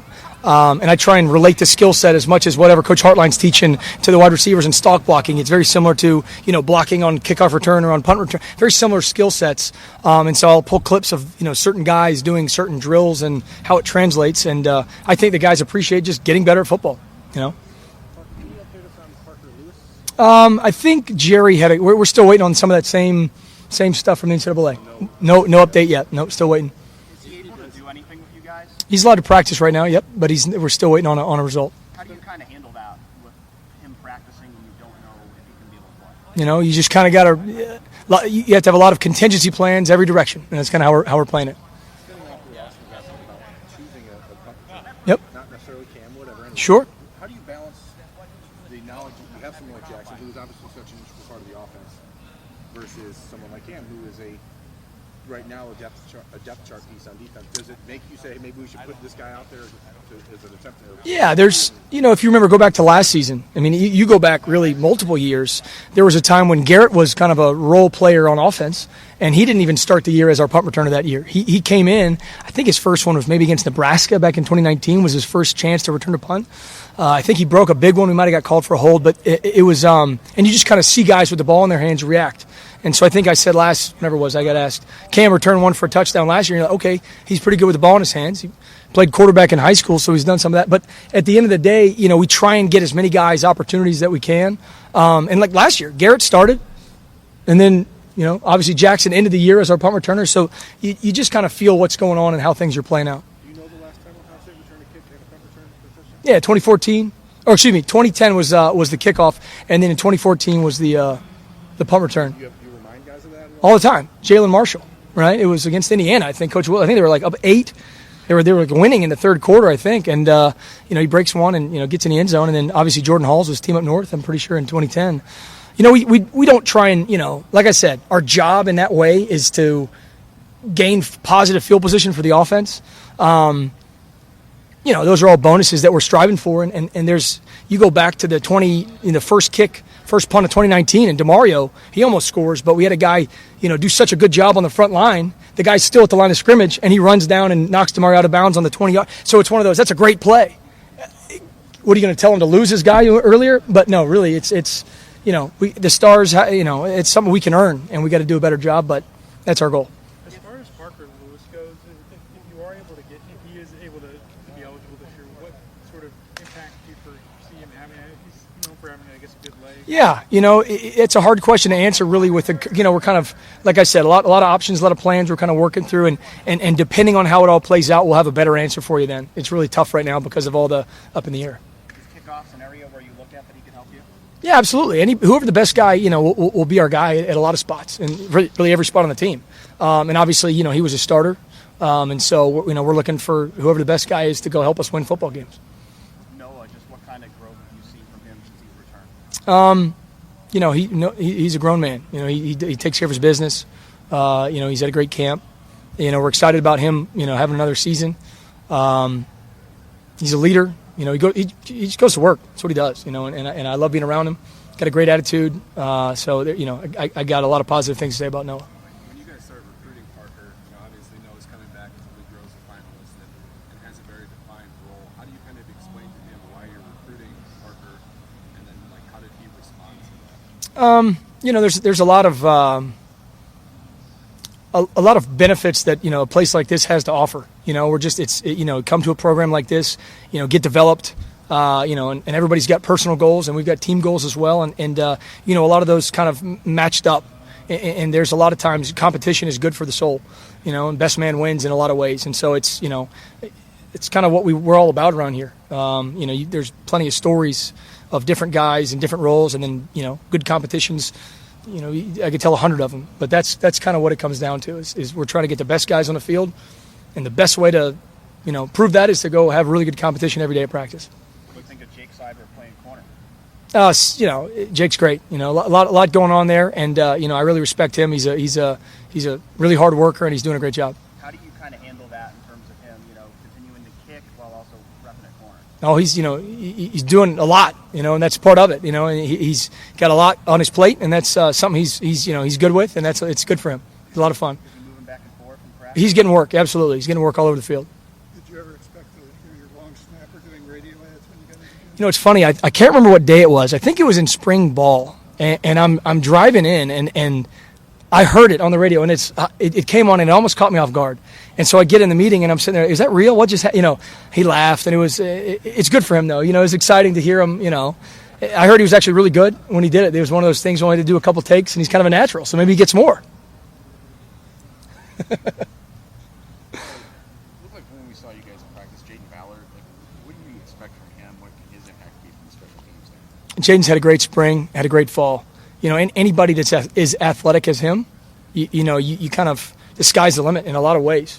We've got, I tell him all the time, Devin Smith, we're number 9 from Massillon. He's a great gunner here, and so I kind of, pump his tires up on that. But we got a lot of guys that can do that. And so, he's got to go earn those spots, and he's got to go earn everything, but he's had a great fall. He had a great spring, great something. So I'm excited. There's honestly, there's places all over the field in the kicking game that he can impact. Is it sheer speed that makes him such a... It's never sheer speed, right? You have to have other attributes that go with that. That's one of it's always good to have it. But he's tough. He plays hard, physical. He's got a lot of the things that you're looking for. He's got length, in a guy to do a lot of different roles on a kicking unit. You've seen Caleb Brown back at punt returner. I'm not expecting to see him necessarily there this year, but what have you seen him in camp? And his black stripe removed, and he's been getting a lot of attention from his teammates. Yeah, he's had a great camp too. One of those guys that you just press play on the film and he's just making plays.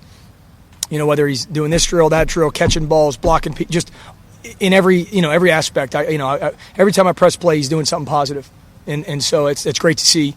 Anytime a young guy can just go and just play he plays hard, and then we'll see how. Like you said, I don't know how it plays out, but he's definitely caught the attention of a lot of people around this building. Getting back to Cam as a punt returner, this is a guy that has had the football in his hands forever. How much does it bother you about wanting to get back to you? How much does he bother me? He asks me every day. Every day, and the DB, everybody. He's got a little. There's like I said, Twitter mafia. There's people. They're coming at me, just DMing and tagging me about it. So I don't know if he put him up to that or what, but it's constant. It's constant. It's we'll see. But isn't that what you want? You do. You want guys that want to be a part of the moment. You want guys that want to have the ball in their hands. You want guys. You also want, to be quite honest, you want guys that don't care what their role is. They just want to go play. And that's the other thing about Cam. He says, "Coach, I want to do that, but I'll do this."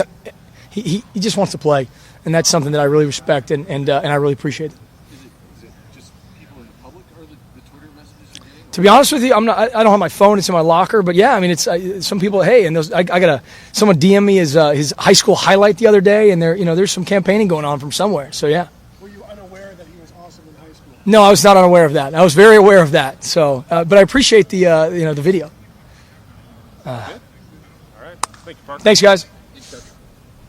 It's not like you and 10 other guys. It's just you. No, How cool is that? It's awesome. So they approached me, Green and Sons approached me about it, the guys that own the track company.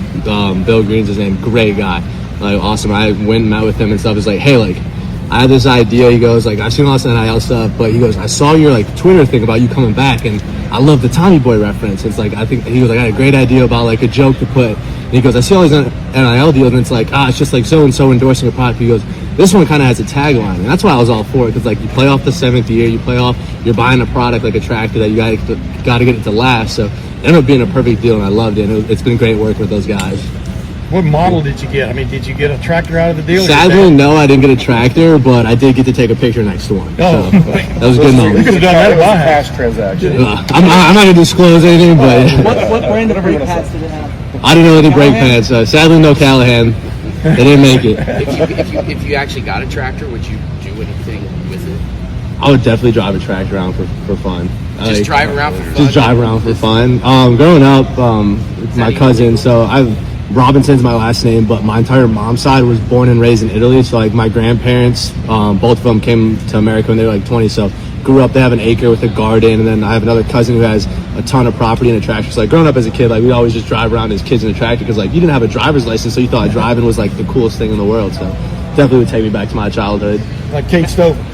Yeah. I mean, Cade, that's why I actually asked him, I was you guys didn't want to approach Cade Stover. He goes home on weekends in the summer and helps out at the family farm. They're no, we got this joke. It's going to be great. It's going to be perfect. Yeah, he's not a Kubota guy anyway. He's a meat guy. But what's more intriguing to me, even despite the commercials, how well you do the commercial. How much did you practice for that, or you feel like you're sort of a natural so that read kind of thing? So what was nice is I think it took 3 or 4 takes. And they blended it together. I think most of it's one take, and I think maybe if I mess it apart, they match together. The problem was I was talking too fast the first 2 times, and they're and the guy behind the counter is just slow down a little bit, just slow down, enunciate. So I was but it only took 3-4 times max. So it was pretty quick and easy. See, when you graded what you did last year, were you not satisfied, or did you feel like you did the job to? I did the job, but I can always that's one of the things I can always be better. I'll be happy with a performance, but then after a game I'll be I'm happy with this game or I'm not happy with this game. But then Sunday comes and I'll go on the film and I'll be okay, I'll look at this, and especially when it comes to films, I don't even just look at snaps. I look at coverage and stuff because it's part of my job as a snapper. I have to snap first. That's the job, and then I have to cover, and it's what could I have done here differently? What could have gone on here? So it's I try to be really hard on myself, and it's a balance too, because you do have to reward yourself for the good games and stuff, like the Rose Bowl, obviously a good game and stuff. You have to reward yourself for those games, but it's I always just figure out I nitpick, and I'm what can I do better? And that's part of the reason I have a good relationship with Coach Fleming because of that, because I've been with him for 5 years, and I rarely get compliments from him, but I don't expect that because we have such a good relationship. It's he'll come at me hard, and I'm fine with that because he knows me well enough that he goes, I'll respond to that. So it's been great having him, and I want him to come at me hard and be strict about it because I'm just trying to get better every single day. Your mindset when you trot out there for the Rose Bowl, game-winning kick on the line. What's your mind? What do you remember about that moment? I remember I talked to Jesse. It's one of those things we don't talk to Noah that much with that, but I talked to Jesse, and we figured out ball's on this yard line, where how far back are we? And it's one of those, I talked to the O-line, just because I'm the center of that protection, just as the quarterback back there, but it's I got to make sure these guys are not. I'm just basically, it's one of those things I talked with Coach Dave, said some stuff in the huddle, and I was hey, guys, lock in, 2 seconds. All we need, 2 seconds, and it's kind of that. But it's one of those things the second, this is every snap too. I'll think about a snap on the sideline, but the second I jog out there to go, like it just all like, it melts away, and I'm like, it's just like I'm snapping at practice, and you don't notice it, and that's what's crazy. And my brother was the first one who told me that, like when he started his first game, he goes I was really nervous, and then I crossed like the sideline, and then it just like you're just going out there to snap the football. You've done this 1,000 times, so it's really weird. It's like that kick won the Rose Bowl, was the game-winning kick. We knew that going out, but when I was out there, I was just trying to be calm, cool, and collective. Like I've done this a million times. So last thing you talked about this a second ago about the perfect snap. What is the perfect snap? I mean, is it like a foot and a half off the ground, the lace is straight up where the cat catches it and puts it down? I mean, you know what I mean? Yeah, what is the perfect snap? Like there's aiming spots and stuff, and it's laces out, trying to make the job on the holder, and it's like it's different because different holders like it in different spots, so that's what's great. Yeah. And it's a communication of like what different people want. Sometimes kickers even have input and stuff, and then for punt, it really depends on your punter, and like. And how they want it. Like Jesse's an Australian punter, so like he wants it a little bit higher up, more like stomach and stuff. And then the speed factors in too. So it's like there's a lot of things like that factor in and are kind of nitpicky. But it's like that's why you can always like be like, this one was like an inch off. I could be better. So it's stressful, but it's like it's a good kind of stressful because it's like it gives me something to work on every day. I'm not just out here like messing around. So it feels good to have always something like the day before. I'm like, all right, this was really good. This was good, but I can be better. I know I can be better. And I do get down there, like I like to think I get down there and help force my catch and stuff, but it's like thankfully like I don't really like if I have to make the play, I'll make the play, but it's one of those things that's like I just try to get down there and get my head in there. And I always joke like if I get blocked or like even I've been double teamed before. I think like Michigan State double team or somebody did, and I'm like, if you're putting two guys on me, then someone else who is a known tackler that tackles for a living is going to be there unblocked. So it's one of those things that's kind of I take pride in it, but I don't think about like the process. Do you think that was a Michigan State thing because you were at Michigan State before? No, because the staff's changed so much since I've been there, and like even the players, like I think no one on that team was there when I was there now at this point. But yeah, I don't think it was anything to do with that. It was probably because it was late in the game and stuff. Have you had any tackles to your name? I think I am credited with a half a tackle against Akron, and then against Team Up North there was like a muffed punt, but it was like I don't know if that counts as a tackle these days. But I'd probably say that counts. Yeah, I like to count it. When people ask me, I got 1.5. I do say my answer is 1.5, but like technically, it's who knows. What's that? Mike gives that bump to a full tackle. They still haven't bumped me to 6'2" on the roster yet, and that's been a request for 5 years. So heights are the biggest controversy of camp. Apparently. Bradley, I couldn't believe Ohio State had the Twitter the other day of the guys of the grades. I couldn't believe they didn't have one for you for 19th grade. So they took those pictures, and I was already at work. So I work in the summer. I work 30 hours a week as a graduate research associate on a research lab team as part of my master's and PhD program. As well as things is I think they like were texting people like at 9 or 10 in the morning. I'm like I've been at work since 7:45, so I was grinding away. What is your master's PhD program? So it's a kinesiology program, specifically exercise science, but then the research, it does a lot with nutrition, specifically like low carb diets. And I have a nutrition degree, so like my role is exercise and nutrition, and it's 2 PhDs, 2 master's students, an undergrad, along with a PhD, and then my boss is a PhD, and we have an RD. So it's a team of about 7 or 8 people, and it's full-blown research. I'm hoping to have my name published in a research journal soon that we're finishing up, and we've been doing great research and doing a lot of different work, so I've been enjoying it, but it keeps me busy. Is that something you see yourself going into a career in? Originally, no. I had no intention of research, and academia is a weird place, but I really enjoy what I've been doing the past years. Like, my coworkers have been great. Like, the 2 PhD guys and my fellow, like, master students, like, those guys have been great because, it's a lot easier to work if you enjoy the people you spend the time with. And then you can just get more into the material. And it's like I've been enjoying like the actual stuff I've been researching and the stuff we're doing. Like I'm getting passionate about it. So it's one of those things like I'm gonna give this football thing a go, and then hopefully that works out. If not, I got like 5 different options that I can do. So that's one of the things I talk with my mom and dad. It's great to have options. So I'm blessed in that area. What would the ideal post-football career look like for you? Doing something I'm passionate about, and I am passionate about healthcare. Specifically, like what's been great about like the nutrition stuff is I originally wanted to go to med school. And I wanted to be an endocrinologist because my mom has type 1 diabetes, and I wanted to help people in her situation. And there's tons of issues. Like one issue I'm very passionate about, like if I'm gonna get on a soapbox real quick, is like my mom has been paying for insulin since she was 9 years old, and I don't know how much you guys know, like insulin is ridiculously overpriced, and that's a major issue that plagues families all over the country that can't afford something they need to live. And that's one big issue, and it's like that's why I wanted to get into healthcare, because I wanted to help people like my mom. because my mom has been this amazing figure for me in my life, and I'm so blessed to have her. And it's one of those things that's like, even when me and my brother were born, it's like it was hard as someone with type 1 diabetes because the cares like wasn't there. Now it's great. There's a lot more options. It's getting better and better, but it's like the main thing they need to stay and like live their life every day and they can live a normal life is one of the most overpriced things, and it's only like here. It's like there's no problems like that anywhere else in the world with the insulin prices and stuff. You go to Europe, so that's like why like that was like she's the driving force. So I wanted to get into healthcare, so I want to do something that I can like help make a difference with like different science stuff. And I've been like really passionate about like bio wearables. So it's like CGM, it's a continuous glucose monitor, and it's really cool because there's ones that like help people with diabetes, but there's also they're coming out with ones for athletes and stuff. So it's like I'm all over that. I'm like, because it's like new science and stuff, but I want to get into something that can like make a difference and help people in like everyday life. So it's like I'm not exactly sure. I got a lot of options and figuring a lot of things out that I love, but a lot of different things going on that I want to do. Are you still thinking about med school, or is 7 years of college enough? Yeah, it's one of those things, like, at this point, it's probably a firmly closed door. And that had a lot more to do with, like, when COVID just affected schooling. Like, when that changed up class schedules and stuff, it was one of those things, like, hey, like, I kind of sat down, like, with my mom and, like, different advisors over the years. I was like, is this the best feasible thing to do? And that's where I've kind of pivoted, like, where, like, I don't know if I'm going to finish this PhD, but it's one of those things is I'm more than ever now, I'm more comfortable, like, I would want to finish it. So it's like, I'll still be called a doctor. It's a different doctor, but it would still, like, put me in a position to do things. But yeah, med school is probably firmly closed out, sadly. Well, 7 years already is a lot, and then to add 8 more would be rough. That is a lot. How hard is it to juggle what you do in the classroom and in the research labs, and then also balancing that with what's going on the football field? What's great is the staff here has been amazing about it, and also like my work staff too has been like super flexible with me, and it's one of those things is what's nice is like a lot of the research I do I can take as class credit, so it like fills my schedule up with that.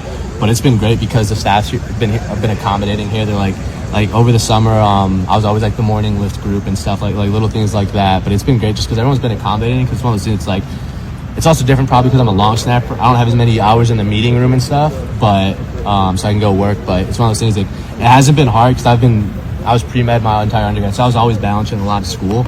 So now it's more like I'm now more working like half a real job, doing research and stuff. But it's been good. It hasn't been too challenging or else. So when you get that 1 or 2 hours of free time, what does that look like for you when you have some open time on your hands? Lately, I don't know if you guys watched The Terminal List on Amazon Prime with Chris Pratt, but I watched that, and it's written by Jack Carr, a former Navy SEAL, and it's 5 books in the series out 6. I have read the first 3 in like a week and a half. I have crushed it. So I like to read, like, and it's one thing I try to do more reading. I play a lot of video games, nothing out there shooting. But recently, it's like my dad's been on like a reading kick too, like, because he's like, you need to finish this book so that I can get it after you. And we've been trading books, but like Jack Carr's like series has been great. Like, I highly recommend it if you guys are into reading and stuff. It's cool, but it's been really good. So it's like I've been reading a lot. I'm a big movie guy. Top Gun 2, I think, just came out to like purchase digitally, so I think I got to go give that a watch. But I love movies, but honestly, I really like to relax with my downtime. What's great is I have a 2-bedroom apartment this year, and I'm splitting it with my parents, so they come down a lot and they can just stay there because hotels are expensive, and it actually works better that way. So it's like I love spending time with my family and just relax. It's one of those things, like, I'm very busy during the day. Like, I have no problem just relaxing at night and just being chill. I do like to golf. I golfed a lot this summer, but once the season hits, golf sadly got to go away. How good a golfer are you? I'm decent. I shoot like mid-80s, and it's one of those things that's like you have your good and your bad days, but I just enjoy it because, one, it relates a lot to being a specialist. It's very like form driven, and it's very mental, and it's cool because it gives me like work in that mindset, but like I can go and have fun. And like my favorite thing is like we golf a lot as a group of specialists and stuff, like Noah and Jesse and Mike and stuff, and it's been great. But it's like honestly the best like golf I have is I played 18 one day and I was by myself and I walked and I had headphones in. It was like 3 hours of just me walking, listening to music and golfing, and it was amazing. Just like to wind down and get like your head out of things. It was great. When I was talking to Noah this summer, he said he's the best golfer among the specialists. What do you think of that? If you're playing from the ladies' tee, yes. Until he drives above 250, then we can talk about competition. Jesse hits a far ball, but Noah, he plays the front tees. Can you compare a tee shot to the long snap? I mean, yeah, it's all form driven. Currently, my driver's not cooperating, so we won't talk about my tee shots, but it's just because it's such a repeated form, and that's exactly what a long snap is. Is like once you get a form you can trust, you just got to be able to do it every time. It sounds easy that way, but most people will disagree with that, and that's kind of how I view it. So it's like you got to just get into that mental headspace of like just trust what you can do, trust your form, and just do it every time. All right, folks. Hope you enjoyed those. Receivers can be entertaining at times. Hartline gives you a lot of coach speak, but at least Bradley Robinson was delightful. As always, keep it locked in here, and we're heading into game week. We'll be recording a podcast Sunday night, so get ready, and we'll talk to you later. Go Bucks.